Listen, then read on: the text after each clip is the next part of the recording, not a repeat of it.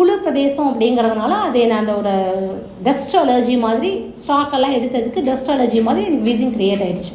Doctor சொன்னது கடைசியில் அந்த ஹார்ட்டெல்லாம் நல்லா இருக்குது. ஆனால் அன்றைக்கி வாய்ப்பே இல்லைங்க. இன்றைக்கி எனக்கு உயிர் அப்பா போட்டது தான். எங்கள் அப்பா அம்மா போட்டது இல்லை, அது போயிடுச்சு. அடுத்த ஜென்மம் எனக்கு யோகிராம் சுரத்குமார் அப்பா கொடுத்துருக்காரு. அதை நான் ஆத்மார்த்தமாக உணர்ந்திருக்கேன். சும்மா பேசுகிறதுக்கு சொல்கிறதுக்கெல்லாம் இதை நான் சொல்ல கிடையாது. ஆத்மார்த்தமாக நான் உணர்ந்திருக்கேன்.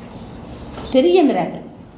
ஒன்றுமே பண்ணல. ஒரு குட்டி படம் எடுத்துகிட்டு போயிருக்கேன். இப்படி மேலாக வச்சு அப்பா என்னை காப்பாற்றுங்க. எனக்கு உங்கள் ஞாபகம் சொல்ல முடியல. நான் சொல்லணும்னு நினைக்கிறேன், பட் என்னால் முடியல. மூச்சு திணறது, எதுவுமே பண்ண முடியல.